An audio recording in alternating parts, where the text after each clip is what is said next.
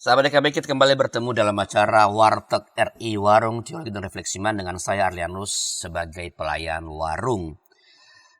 Ini adalah sebuah program yang menghadirkan percakapan tentang ajaran-ajaran gereja atau perkembangan ilmu teologi dan juga apa yang berlangsung di sekitar kita untuk menolong kita dapat menempatkan iman kita di tengah-tengah dunia dengan semakin tepat atau semakin relevan.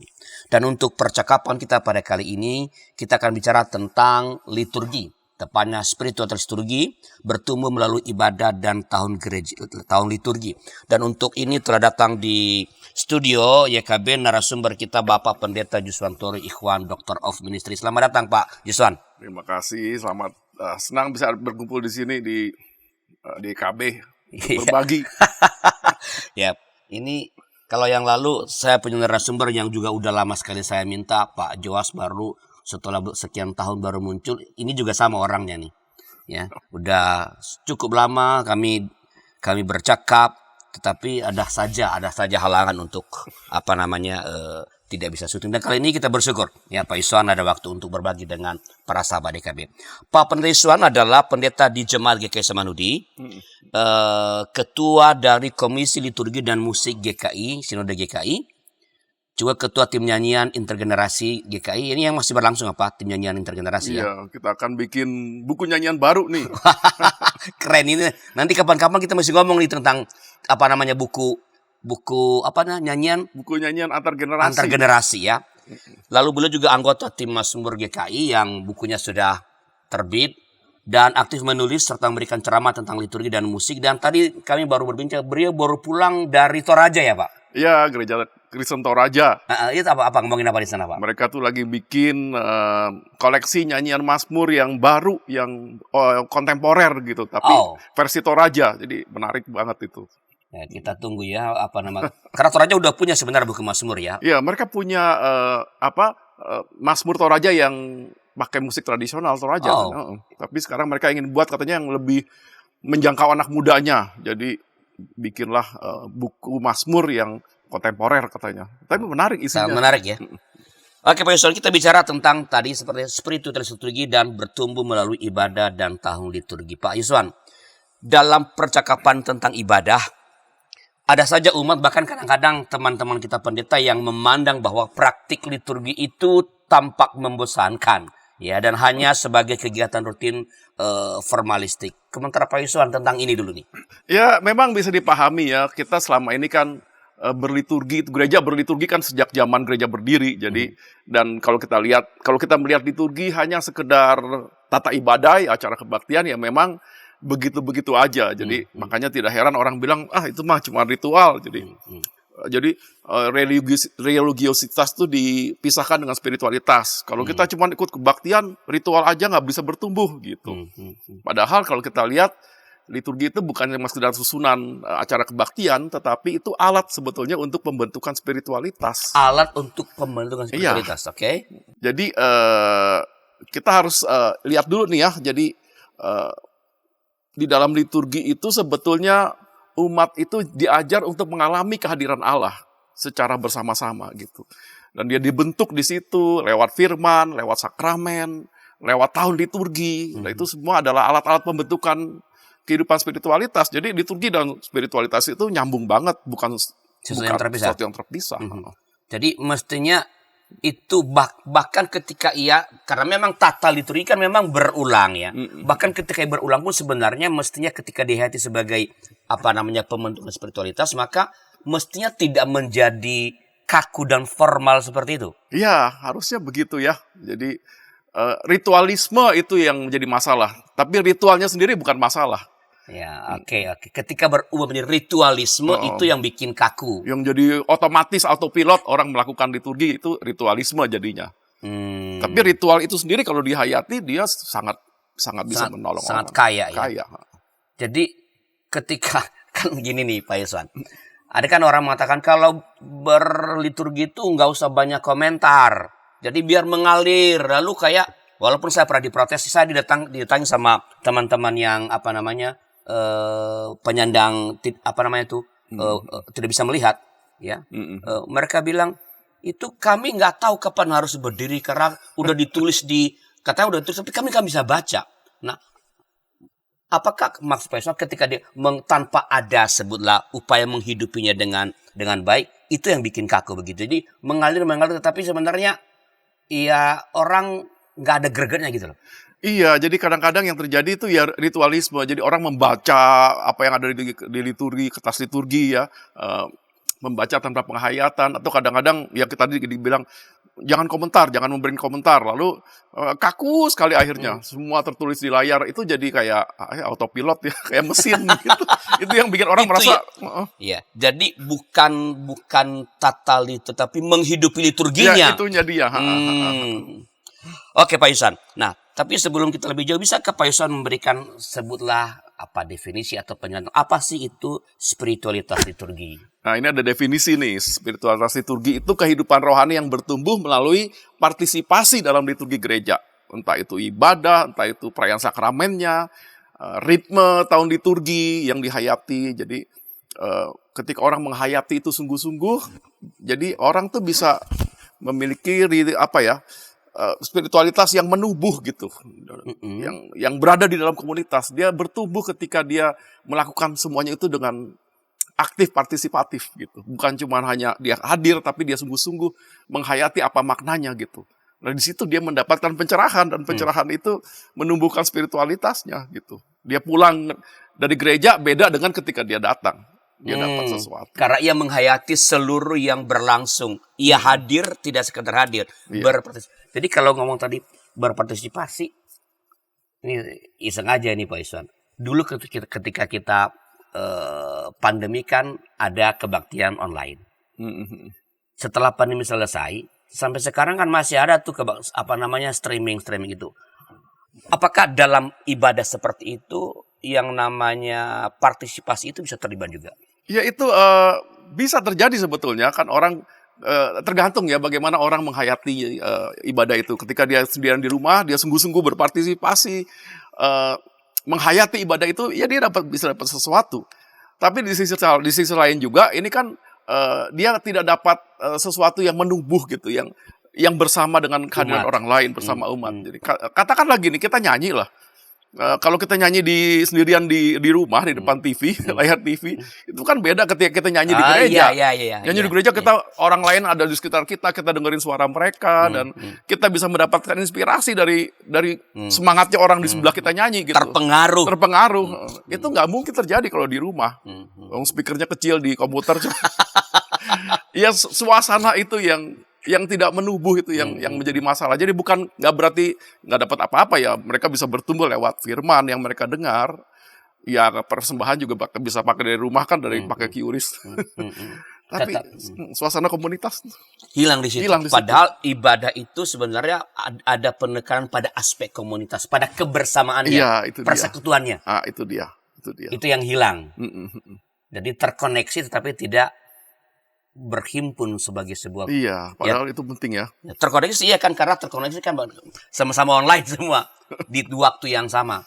Tetapi mereka kehilangan aspek persekutuan. Iya, komunitas yang real gitu ya. Oke, Pak. Nah, tadi kan Pak Yuson mengatakan bahwa mestinya atau ibadah itu adalah menjadi sarana untuk pembentukan spiritualitas. Ia akan, kalau orang menghayati dengan sungguh-sungguh ibadah itu, ia akan mengalami pertumbuhan iman melalui ibadah. Ya. Nah, bagaimana liturgi dapat menjadi sarana pembentukan dan pertumbuhan iman itu, Pak? Iya, gini, kalau kita lihat ya secara natural aja, orang kan kadang-kadang bilang manusia itu kan Homo sapiens, makhluk yang berpikir. Tapi ada Smith, misalnya James Smith pernah mengatakan dalam buku yang berjudul Desiring the Kingdom, dia mengatakan manusia itu Homo liturgicus, manusia atau makhluk yang merayakan liturgi. Jadi tanpa ada institusi gereja pun orang sudah bikin liturgi sebetulnya, orang bikin ritual. Ya. Coba kita lihat ya di dalam kehidupan sehari-hari budaya masyarakat tuh orang bikin ritual. Ulang tahun ada ritualnya, ya potong kue segala macam, tiup lilin kan tiap tahun begitu berulang. Dan kan itu liturgi sebenarnya. Ya itu kan liturgi, ritual. Jadi manusia cenderung membentuk dirinya melalui tindakan-tindakan berulang yang punya makna buat dia gitu. Eh, Iya, dan ini juga benar di dalam arti gerejawi ya. Eh, Konsep manusia sebagai gambar Allah kan manusia yang rindu untuk mengungkapkan imannya kepada Allah gitu. Dan ritual yang berulang-ulang itu memberi tempat kepada itu gitu. Jadi kita bisa lihat itu sebagai bentuk pembentukan iman sebetulnya Jadi ya. ketika ada pengulangan-pengulangan pada liturgi atau liturgi itu kan berulang akan apa yang terjadi sebelum kebaktian minggu lah. Minggu ini kita melakukan hal yang sama, pengakuan dosa, lalu minggu depan mengulang lagi. Lewat pengulangan itu orang akan terbentuk kehidupan spiritualnya gitu. Iya, jadi pengulangan itu penting kan? Pengulangan itu penting. Jadi kalau kita bisa masuk ke lebih jauh nih ya, bagaimana pembentukan iman itu ada 5 hal yang, ya 5 hal bagaimana liturgi itu bisa mempengaruhi pertumbuhan iman. Yang pertama itu ritme dan repetisi gitu. Ritme dan repetisi, oke. Ya, jadi yang sesuatu yang berulang dari minggu ke minggu. Kalau kita lihat psikologi perkembangan, ya menunjukkan bahwa repetisi itu justru menciptakan ada struktur, ada kelekatan gitu. Karena struktur itu artinya begini, liturgi itu membuat hidup umat itu terstruktur gitu. Dalam kebaktian tadi misalnya ya. Jadi ketika itu berulang, ritualnya sama saja itu orang jadi akhirnya merasa dia tahu apa yang harus dilakukan pada saat dia beribadah. Jadi itu membentuk struktur ibadah mereka setiap minggu dan itu penting sekali karena kalau mereka tahu abis ini mau ngapain, itu kan orang merasa nyaman beribadah. Dibandingkan misalnya kita pindah ke sebuah gereja baru, liturginya sama sekali baru, kan orang resah tuh ketika beribadah. Dia nggak tahu abis ini mau ngapain. Iya. Gitu. Iya. Jadi ritual-ritual yang diulang setiap minggu itu justru menjadi sarana di mana mereka punya dia tahu strukturnya, dia tahu bagaimana harus beribadah gitu. Dan itu sendiri akhirnya bisa membangun iman karena orang lama-lama tidak lagi mementingkan atau memfokuskan pikiran pada abis ini gue mesti ngapain. Tapi dia menikmati isinya, kontennya gitu. Strukturnya dibuat, jadi kontennya bisa dinikmati. Gitu. Kalau nggak ada ulangan-ulangan itu, ganti-ganti setiap minggu, ritualnya orang malah bingung, jadi nggak bisa menikmati ibadah kan. Jadi sama seperti ini sebenarnya, seperti kita punya alat ini, kan ketika kita mencet sebuah tombol, karena ia sudah diprogres begitu rupa, dia ada proses di dalamnya, udah keluar dengan sendirinya karena ia udah diatur begitu. Jadi pengulangan-pengulangan itu membuat orang nggak lagi sesudah ini ngapain ya? Ya sudah. Oke Pak. Tadi Bapak mengatakan ada struktur dan kelekatan juga ada kelekatan. Kelekatan maksudnya gimana Pak? Kelekatan begini. Jadi ketika dia diulang-ulang itu menjadi bagian dari dirinya. Oke. Kayak kita misalnya berulang-ulang nyetir mobil kan? Pertama kali kita nyetir mobil kan rasanya nggak stres karena kita nggak lekat dengan itu. Begitu ribuan kali nyetir, kita udah nggak mikir tuh.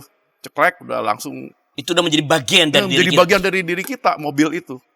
Karena kita sudah terbiasa memakainya gitu. Dan itu menolong orang untuk mengalami pertumbuhan spiritual. Iya.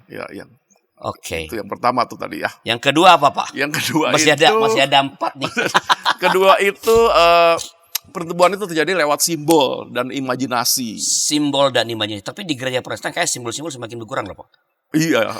Dibandingkan dengan saudara-saudara kita di gereja Roma Katolik, memang kita pernah bilang ya itu miskin simbol lah gereja-gereja Protestan. Tapi akhir-akhir ini mulai bergairah lagi. Karena memang orang dalam setiap budaya tuh membutuhkan simbol. Ada simbol, ada warna, ada nyanyian itu kan juga simbol sebetulnya. Ada gerakan dan kembali ke psikologi ya, menurut teori perkembangan moral misalnya James Fowler itu mengatakan simbol-simbol religius itu menolong kita untuk mengakses realitas ilahi yang nggak bisa dijelaskan secara logika gitu. Mengakses yang disimbolkan. Jadi simbol itu bisa bikin orang berimajinasi gitu tentang Allah, tentang segala macam hal. Dan ini katanya akhirnya memperluas kapasitas spiritual seseorang ketika dia bisa berimajinasi lewat simbol itu. Jadi orang akan bertumbuh dengan penggunaan simbol-simbol di dalam di dalam ibadah. Betul, betul. Contohnya nih, yang jelas perjamuan kudus nih. Ya. Perjamuan kudus itu kan kita memakai simbol, ada roti, ada air anggur. Ya, memang kita secara ajaran misalnya, kita tidak mengatakan bahwa Ini jadi tubuh. ini menjadi tubuh Kristus, menjadi darah Kristus, enggak. Dan umat Protestan tahu sekali tentang hal itu. Tapi bagaimanapun ketika itu orang makan roti itu, dia kan bisa berimajinasi, artinya dia menyatakan iya ya betul, saya tuh milik Kristus milik saya. Roti ini masuk ke dalam tubuh saya, menjadi bagian dari tubuh saya, berarti Tuhan itu begitu dekat dengan saya gitu. Sesuatu yang kalau penjelasan lewat kata-kata mungkin tidak terlalu bisa masuk, tapi dengan simbol itu orang membayangkan sesuatu yang melampaui apa yang bisa dijelaskan atau terlihat oleh mata. Betul, makanya itu firman yang diperagakan dan menjadi bagian dari pemahaman mereka, Kristus itu dekat gitu. Aku setiap berapa bulan sekali aku ikut perjamuan kudus, aku merasa Kristus itu dekat dengan aku. Dan itu sebabnya ketika orang nggak boleh ikut perjamuan kudus, misalnya kan ada gereja yang ada pengembalaan khusus misalnya, orang tuh bisa merasa dia kehilangan itu gitu. Kehilangan sesuatu yang sangat bermakna karena simbol itu sebenarnya berperan di dalam diri dia. Karena imajinasinya kan kalau dia nggak boleh ikut berarti dia jauh dari Kristus gitu. Dia jauh dari umat gitu. Jadi simbol dan imajinasi itu sebetulnya tanpa sadar membentuk kita secara spiritual gitu. Ritme dan repetisi. Lalu tadi yang kedua ini apa tadi? Simbol. Dan imajinasi. Yang ketiga setelah beberapa informasi berikut ini. Hai kiddos. Ku datang dan Inci, betul. Kodok lumpuh dan ayam buta. Kiddy time. Para pimpinan gereja di sana-sini mengakui bahwa jangankan warganya atau para pendetanya, mereka sendiri juga tidak begitu tahu karena sesudah menerima dokumennya Taruh di kantor sinode tidak ada upaya untuk sosialisasi. Jadi sama juga kayak masalah bioetika di Indonesia ya. Apakah boleh begini, apakah boleh. Tapi kita harus bertanya lebih dalam lagi sebagai orang Kristen. Apa sikap etis dan apa keputusan etis yang merupakan refleksi daripada visi moral dari iman Kristen. Hadirkan Tuhan sebagai sahabat, bukan hanya sebagai majikan yang di atas atau hakim. Hadirkan Tuhan sebagai sahabat kita juga, yang mau mendengar, mau meraih, yang kamu bisa seadanya dengan dia, yang kamu bisa nikmati kehadirannya. Kalau gereja bisa lakukan itu, apapun alirannya, saya kira Gen Z akan merasa ini rumah. Ternyata masih banyak komunitas kita yang tanpa sadar budaya hierarkis di dunia itu dibawa masuk ke gereja. Bagaimana sikap majelis, sikap anggota jemaat terhadap sapam gereja, terhadap pekerja gereja, itu kita kadangkala tidak memperlakukannya sebagai sahabat, tapi ya pesuruh aja yang ya udahlah.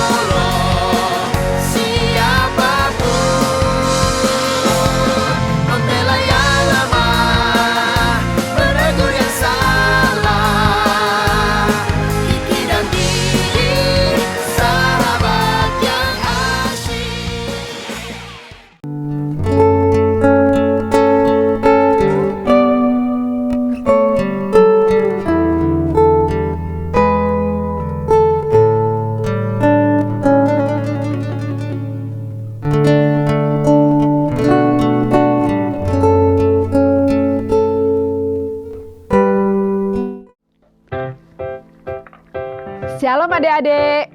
Hari ini Kepik berkeliling dari desa ke desa.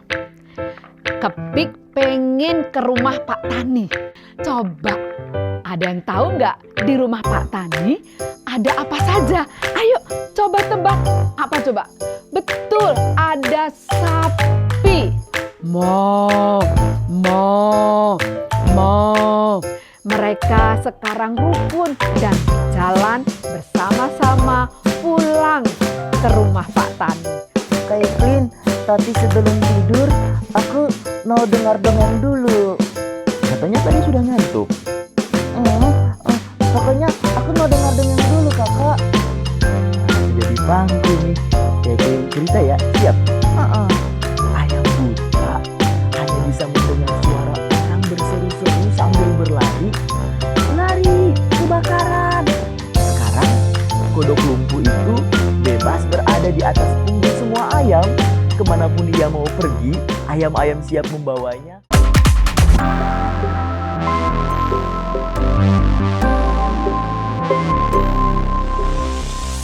Masih dalam acara Warteg RI, Warung Teologi dan Refleksi Iman dengan saya Arianus sebagai pelayan warung, dan kita sedang berbincang tentang spiritualitas liturgi bertumbuh melalui ibadah dan tahun liturgi bersama dengan Bapak Pendeta Yuswanto Ikhwan, Doctor of Ministry. Sahabat kita tadi Pak Yuswanto tadi sudah membicarakan tentang bagaimana liturgi dapat menjadi sarana untuk membentukkan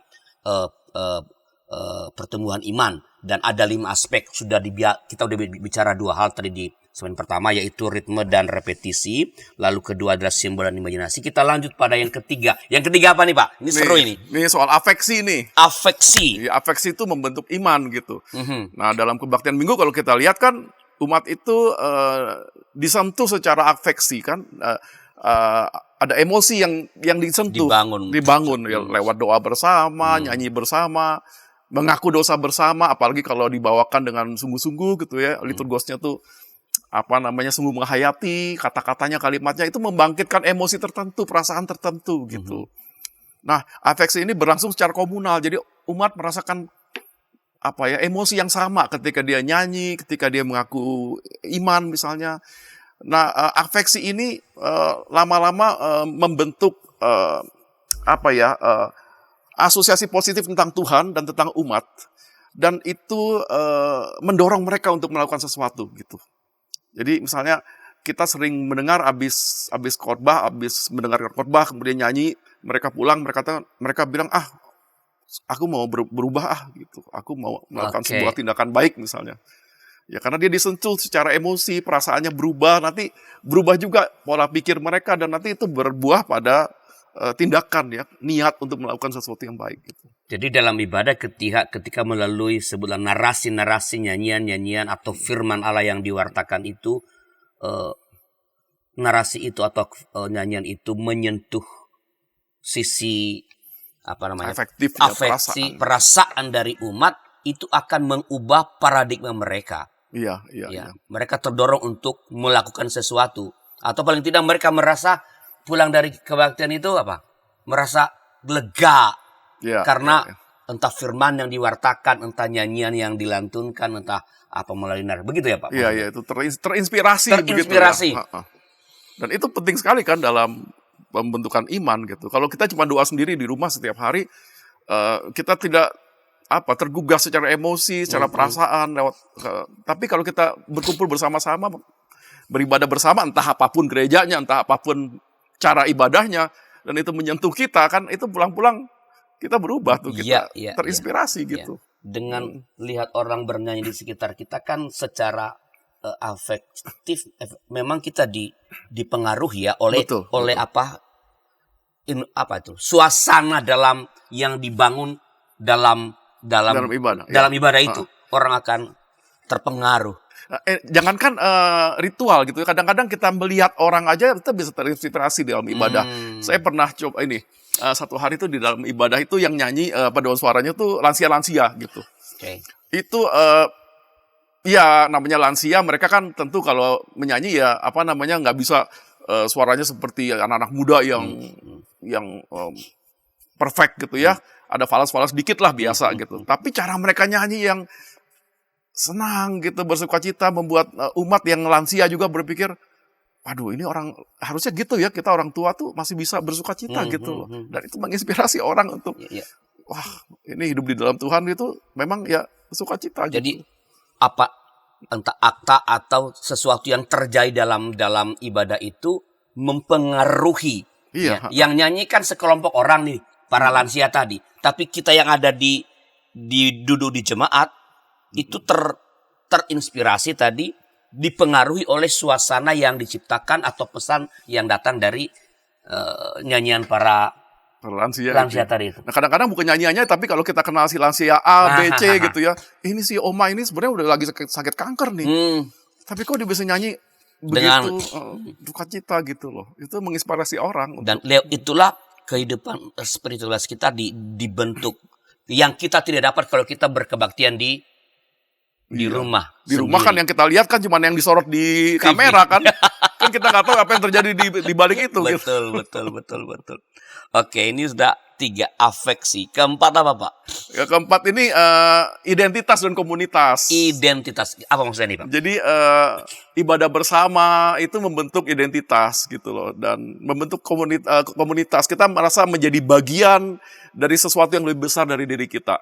Kita merasa ketika beribadah di tempat yang sama, ketemu orang yang sama, di jam yang sama, lama-lama itu menjadi identitas kita gitu loh. Kita merasa jadi bagian dari komunitas itu, dan kita bisa mengatakan, ini loh saya, katakanlah saya ini orang GKI, saya orang GPIB, saya orang HKBP. Jadi ada identitas yang terbentuk karena mereka ngumpul bareng gitu. Dan itu dibentuk dalam ibadah. Iya, dibentuk dalam ibadah. Jadi identitas itu bisa membuat orang jadi lekat sekali dengan gerejanya gitu.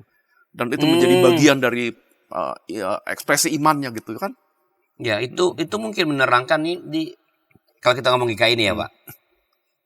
Ketika saya masih jadi pendeta jemaat, itu di sekitar gereja itu ada orang Samanudi. Tapi dia nggak mau ke GKI Kempadura nih. Dia tetap pengen kebaktian di Samanudi. Apakah itu pengaruh dari? Iya, betul. Itu pembentukan identitas gitu. Dia merasa saya bagian dari komunitas ini. Walaupun sama-sama GKI ya. Iya, tapi dia merasa lebih terintegrasi, lebih merasa bagian dari Samanhudi karena dia itu komunitas yang secara berulang bertahun-tahun dia hidup di dalam, begitu ya. Iya, betul, dan itu penting kan untuk pembentukan iman sebetulnya ya. Dia memiliki identitas yang kuat gitu. Bukan berarti dia kemudian jadi fanatik dengan gereja, enggak, tapi sebetulnya itu menunjukkan bahwa dia betul-betul sudah merasa dia bagian dari komunitas. Saya ini jadi Kristen nggak sendirian. Inilah dunia saya, ini teman-teman saya, ini tempat saya bertumbuh gitu. Tapi bisa jadi negatif nggak, Pak? Kalau dia misalnya nih orang GKI tiba-tiba masuk ke kebaktian HKBP, merasa asing gitu, karena orangnya udah asing, lalu mungkin tata liturginya jadi asing begitu ya. Betul, jadi sekali identitasnya terbentuk dalam komunitas itu, maka ketika dia harus pindah, ya pertama ada rasa apa yang nggak nyaman gitu. Tapi bisa identitasnya terbentuk lagi ketika dia nanti bertahun-tahun lama-lama di situ. Tapi kan untuk nyebrangnya itu susah tuh, karena itu udah terbentuk. Nah itu menarik bahwa ibadah bersama itu membentuk itu identitas, ya perasaan komunitas. Dan itu penting ya dalam pertumbuhan iman kita, bahwa kita itu tidak sendirian ya. Dan kita bukan hanya sendiri, tapi kita bagian dari sebuah komunitas. Iya betul. Iya. Kan kalau kita lihat Alkitab katakanlah Yesus berkata kan, akulah pokok anggur dan kamu carang-carangnya. Kan itu selalu Yesus bicara tuh kita itu sebagai kelompok gitu, bukan sebagai individu gitu. Nah, sekarang kan banyak orang Kristen yang merasa yang Kristen tuh soal pribadi, soal individu. Saya nggak terikat dengan gereja, saya nggak mau terikat dengan komunitas. Apalagi kebaktian online kan, saya jadi nyebrang-nyebrang. Hari ini di kebaktian di mana, besok kebaktian di mana. Ya, dia bisa bertumbuh sih, tetapi dia nggak memiliki identitas sebagai bagian dari komunitas orang percaya gitu. Khawatirnya gitu kalau ya. Jadi betapa pentingnya hadir dalam kebaktian itu ya. Karena lepas dari situ kita mungkin bertemu tadi kata, tapi kita sebenarnya tidak ideal karena Tuhan menghendaki, kalau tadi pakai Pak Yusuf, Tuhan menghendaki kita menjadi orang percaya yang tidak hidup sendiri. Benar. Ya, hidup bersama-sama, kawanan domba lalu ranting atau cara. Ranting itu anggur kan Iya. banyak, nggak cuma kita doang, Iya. kan saling terhubung gitu. Iya. Itu juga doa Bapa kami, kan nggak doa Bapak saya kan nggak gitu. Doa Bapa kami ya rame-rame kita datang sebagai grup kan, Bapa kami yang di surga. Jadi kita sebagai bagian dari komunitas harus ada perasaan itu. Orang Kristen kan nggak bisa mandiri, dia butuh komunitas untuk bisa bertumbuh dengan baik gitu. Dan ibadah membentuk komunitas itu. Ya, memperkokoh komunitas, merawat komunitas itu. Ya, memelihara itu. Dan menguatkan komunitas itu kan. Kelima apa, Pak? Kelima nih. Aspek yang membentuk ini ya, iman itu adalah di dalam ibadah ada perenungan dan kesadaran diri. Jadi kalau kita lihat banyak gereja Protestan itu liturginya itu menciptakan suasana reflektif gitu. Jadi orang tidak melulu menyanyi, aktif, bergerak, digugah secara afektif tadi secara emosi. Tapi ada bagian-bagian di dalam liturgi itu di mana orang disuruh merenung gitu. Hening. Ada saat teduh, ada ketika mengaku dosa itu disuruh diam sebentar. Dan kalau di GKI itu ada bagian orang menyanyi mazmur, nyanyi tapi sebelum menyanyi mendengarkan dulu mazmur dinyanyikan secara solis gitu, baru ditanggapi oleh umat. Jadi waktu-waktu itu membuat orang punya waktu untuk refleksi gitu. Kalau tadi ngomong mazmur, jadi ketika sebutlah soloisnya menyanyikan bait dari mazmur itu, umat punya kesempatan untuk berefleksi dari mazmur itu. Ada ruang untuk refleksi. Ada ruang. Nah, ketika orang punya ruang untuk refleksi, ada kemungkinan besar membangkitkan yang namanya self-awareness gitu. Kesadaran diri. Siapa sih saya di depan Tuhan? Selama ini apa yang sudah saya lakukan gitu.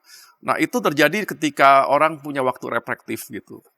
Nah, kadang-kadang di dunia yang sekarang hiruk-pikuk ini kan semua sosial media kan ingin menarik perhatian kita kan. Ya sebetulnya kan itu attention grabbing namanya ya. Jadi semua orang ingin merebut perhatian kita. Semua konten kan dibuat untuk menarik perhatian orang kan.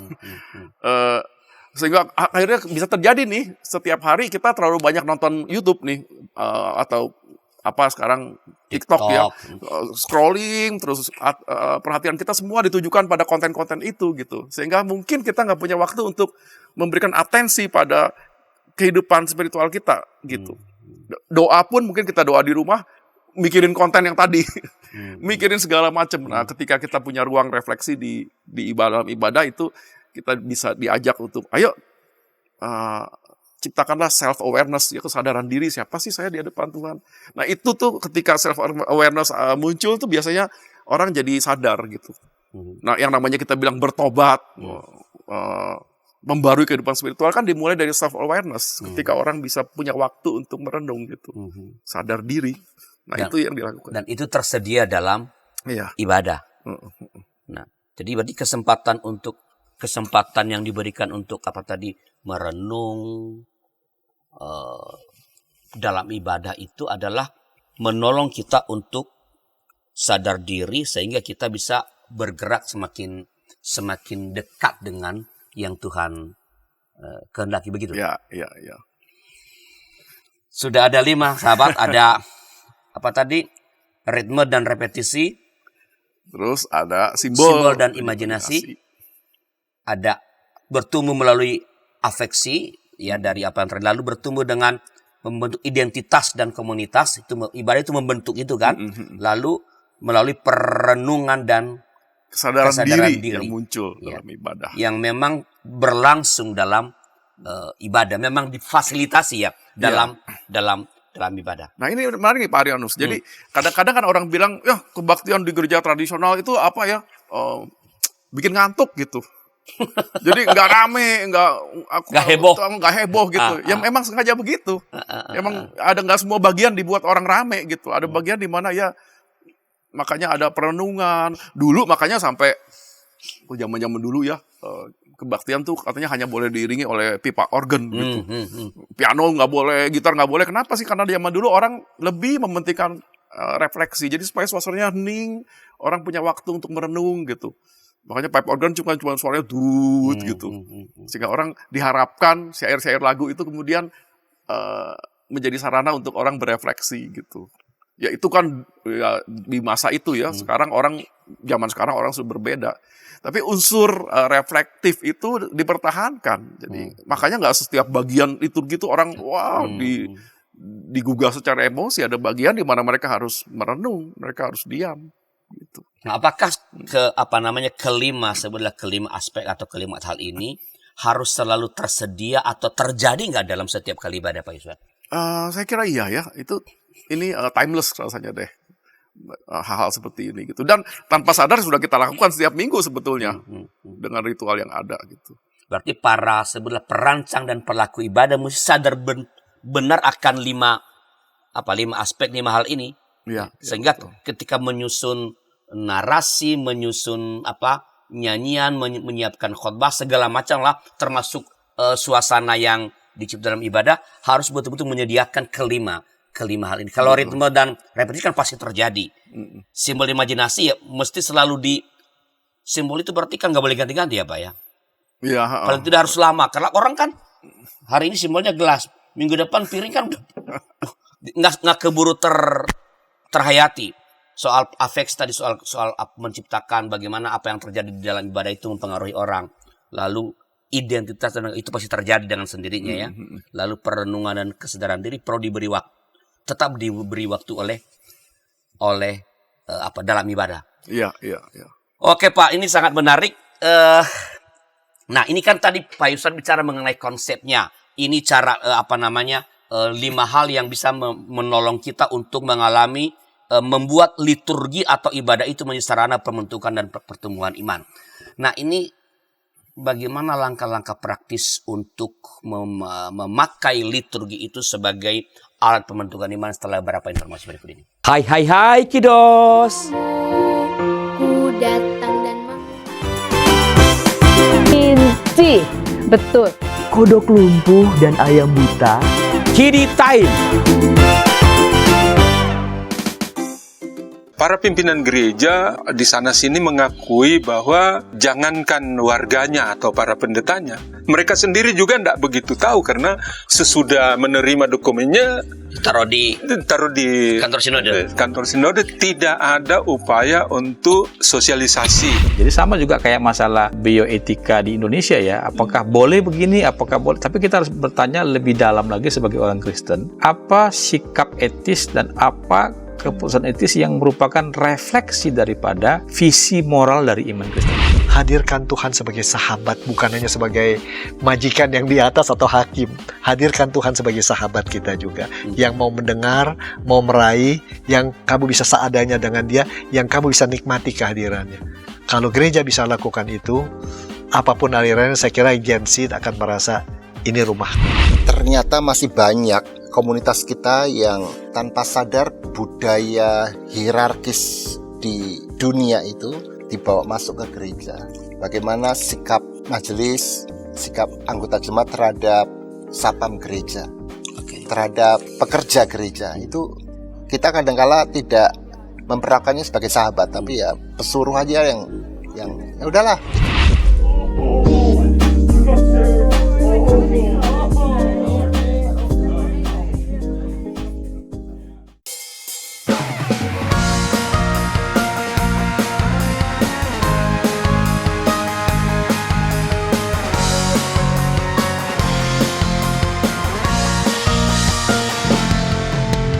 Hormat pada orang tua, menyayangi binatang,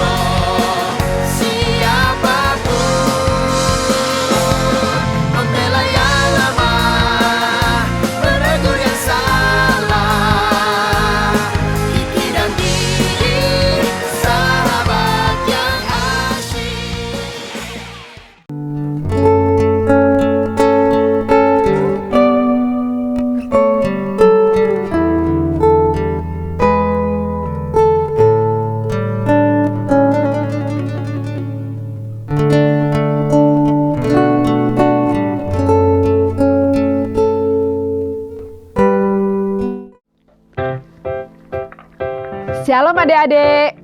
Hari ini Kepik berkeliling dari desa ke desa. Kepik pengen ke rumah Pak Tani. Coba, ada yang tahu nggak di rumah Pak Tani ada apa saja? Ayo coba tebak. Apa coba? Betul, ada sapi. Mo. Mereka sekarang rukun dan jalan bersama-sama pulang ke rumah Pak Tani. Kak Evelyn, tapi sebelum tidur aku mau dengar dongeng dulu. Katanya tadi sudah ngantuk. Pokoknya aku mau dengar dongeng dulu kakak. Jadi bangku nih. Kayak cerita ya, siap? Ayam buta hanya bisa mendengar suara orang berseru-seru sambil berlari. Lari, kebakaran. Sekarang kodok lumpuh itu bebas berada di atas punggung semua ayam. Kemanapun dia mau pergi, ayam-ayam siap membawanya.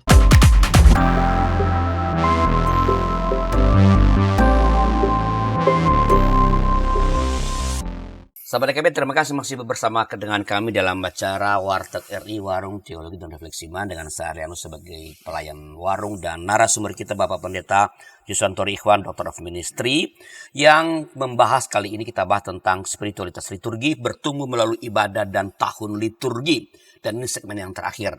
Ya, bila Anda masih mau komentar, mau bertanya, silakan ya di kolom komentar. Nanti Pak Yuswan pada waktunya akan memberikan respon pada komentar atau kalau ada pertanyaan Anda. Pak Yuswan, ini segmen terakhir, Pak.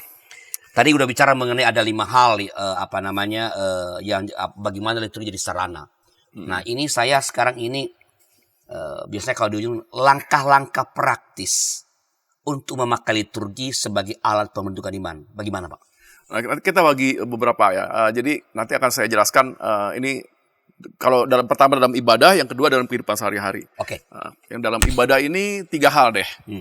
Yang pertama, kalau kita jadi jemaat nih, jadi umat ya, kita hadir. Yang pertama tipsnya, hayatilah setiap bagian dari ibadah itu. Jadi jangan cuma nonton ibadah, kita beribadah artinya ya tubuh kita, pikiran kita, hati kita semua diarahkan ke ibadah itu. Ya. Saat ngaku dosa misalnya, ya sungguh-sungguhlah memikirkan apa yang perlu aku akui di depan Tuhan. Jadi jangan cuman ya ikut berdoa tapi pikirannya kemana-mana gitu. Atau nggak ngomong apa-apa. Iya, nggak ngapa-ngapain. Apalagi kalau udah ada HP gitu. Dikit-dikit, bosan dikit lihat HP. Kalau begitu lihat HP itu udah nggak beribadah sebetulnya. Orang bisa teralihkan ya. Benar kan, orang bisa terjadi loh, sering terjadi. Orang tuh sebenarnya nggak pernah beribadah selama ini. Karena setiap kali ibadah ya lihat HP gitu. Ya atensinya kan semua kepada gadget itu. Mungkin awalnya baca Alkitab, lalu muncul yang lain. Jadi memang by the way, berarti sebenarnya dalam ibadah itu hindari HP, termasuk dalam baca Alkitab. Karena itu godaannya besar begitu. Iya, mungkin kalau sekarang mah kan ada banyak gereja memakai itu kan Alkitab TB2 itu ya, yang belum ada versi digitalnya. Bawa aja Alkitabnya. Itu akan menghindari kita dari atensinya terbagi untuk hal-hal yang bukan ibadah gitu. Jadi yang pertama tuh menghayati setiap bagian ibadah itu penting sekali gitu. Bukan cuma ketika kita membaca Alkitab atau ngaku dosa, tapi nyanyi misalnya. Ya masuklah, nikmatilah nyanyian itu sampai itu jadi ekspresi iman kita gitu. Hayati syair. Menyatu dengan melodi dan syair lagunya gitu. Iya itu benar-benar menjadi, katakan ibadah itu alat fitness gitu ya. Waktu untuk kita fitness, untuk memperkuat kehidupan spiritual kita, syaraf-syaraf rohani kita gitu. Ya, hayati setiap bagian ibadah. Yang kedua nih, datanglah dengan niat dan tekad untuk beribadah gitu. Jadi ada yang bilang beribadah itu kita menyediakan sacred time, sacred space, sacred mind gitu. Sacred time itu waktu yang kita khususkan untuk beribadah. Jadi kalau kita datang udah telat, ini misalnya bisa jadi tubuh kita udah ada di ruang kebaktian, tapi hati kita belum di situ. Baru terburu-buru, masih kemana-mana pikirannya. Itu ketika ibadah kadang-kadang kita nggak dapat apa-apa, kita nggak terinspirasi karena kita nggak di situ. Gitu. Bukan karena ibadahnya, tapi karena diri kita. Betul. Jadi sacred time gitu ya. kita gunakan waktu itu. Jadi akhirnya kita harus datang lebih awal misalnya, pagi-pagi udah bangun gitu. Dan sebetulnya tindakan bangun pagi-pagi untuk datang ke tempat ibadah, membuat sacred time dalam sacred space, itu sendiri udah ibadah kan sebetulnya. Ada tuh ibu-ibu, dulu saya pelayanan di sebuah gereja yang kebaktian pertama tuh jam 6 pagi. Jadi ada ibu-ibu yang rumahnya jauh banget gitu. Jadi dia harus naik angkot sampai ke gereja 1 jam. Jadi bayangkan jam 5 tuh harus naik angkot.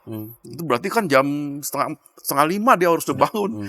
Jadi kenapa dia kan ada kebaktian, sebetulnya kebaktian yang lebih siang kan lebih nyaman kan. Tapi dia bilang, "Iya Pak, saya tuh ingin mengutamakan Tuhan," gitu. Jadi spiritualitas untuk datang ke tempat itu sendiri itu merupakan ibadah. Itu. Ya, beribadah dengan persiapan hati, ya, dengan kesadaran sampai ketika ada di kebaktian nih, saya beribadah di depan Tuhan, saya membayangkan Tuhan, ada self awareness di situ. Itu akan menolong. Ya. Yang ketiga, yang ini mengikuti ritme tahun liturgi. Sebelum kesana apa? Kalau secret mind tadi gimana tuh? Oh, secret mind tuh ya tuh tadi self awareness tadi. Oke. Jadi betul-betul pikiran kita tuh diarahkan untuk itu gitu. Ya mungkin ada banyak pikiran-pikiran yang terjadi ketika kita beribadah kan, lagi mikirin pinjol, kejebak pinjol, mikirin pacarnya lagi putus gitu. Ada banyak pikiran lah di dalam diri kita ketika beribadah. Tapi ketika kita masuk ke ruang ibadah, secret mind. Jangan pikirin semuanya, pikirkan bagaimana apa tuh yang Tuhan ingin bicara dengan saya gitu, pada saya. Oke. Lalu yang terakhir tuh mengikuti ritme tahun liturgi. Oke. Dan kebaktian dari minggu ke minggu kan nggak sama sebetulnya, tapi kita tuh dibentuk oleh sebuah sistem siklus tahun liturgi. Nah, ada baiknya kalau kita itu memahami apa sih kita sedang ada di mana, misalnya sedang prapaskah. Apa yang saya harus maknai dari ibadah ini? Misalnya ini tentang Jumat Agung, itu tentang kematian Kristus misalnya. Hayatilah kayak kita masuk di dalam sebuah masa tertentu gitu. Jadi kita merestrukturisasi waktu kita berdasarkan tahun liturgi. Jadi misalnya ketika kita melihat ini prapaskah ini, prapaskah itu adalah masa-masa di mana kita bertobat gitu. Jadi kita mulai mikir, apa yang dalam hal apa saya harus bertobat? Lalu ikuti kan di gereja biasanya ada masa berpantang, masa di mana kita menyisihkan uang secara khusus bagi orang lain, ikuti aja itu. Jadi kita dibentuk akhirnya lewat tahun liturgi itu, ritme tahun liturgi gitu. Ya. Itu kalau dalam ibadah komunal. Ya. Okay.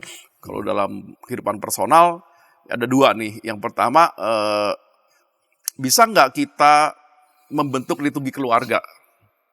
Oke. Liturgi keluarga bukan berarti kita ibadah kayak di ruang kebaktian, enggak. Tapi setiap keluarga kan punya keunikan, punya kebiasaan. Bisa nggak itu diritualkan? Misalnya katakan, ini ada beberapa ya, setiap kali malam Natal misalnya ada kebaktian keluarga, ada makan malam bareng keluarga. Sebelumnya tuh ada ritual pendek gitu. Ya paling cuma nyanyi 1 lagu Natal, lalu ada doa gitu. Jadi ada ritual yang dibentuk di keluarga masing-masing sesuai dengan kebiasaan keluarga. Tradisi. Ya. Entah dia bisa adain kebaktian kecil seminggu sekali, misalnya tiap hari Minggu, ya Minggu malam atau ya setiap keluarga berbeda-beda ya. Tapi ada juga yang kalau masa Advent misalnya pasang lilin di rumah. Tiap pagi itu ada doa pendek, terus mereka pasang lilin gitu. Terus kan nanti ada 4 lilin ya di 4 minggu Advent. Nah sebetulnya tuh pemasangan lilin-lilin di yang 4 itu ketika Advent tuh berasal dari liturgi rumahan tuh. Dari rumah ya?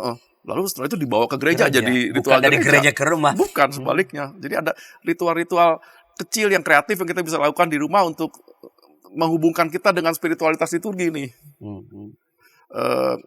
Kemudian yang tadi kan keluarga, bisa juga kita menciptakan ritme spiritual pribadi. Ya ada kan selama ini kita udah lakukan, ada yang doa pagi-pagi, malam sebelum tidur berdoa, atau bisa juga di tengah-tengah waktu kita di kantor, misalnya jam makan siang, ada doa pendek gitu.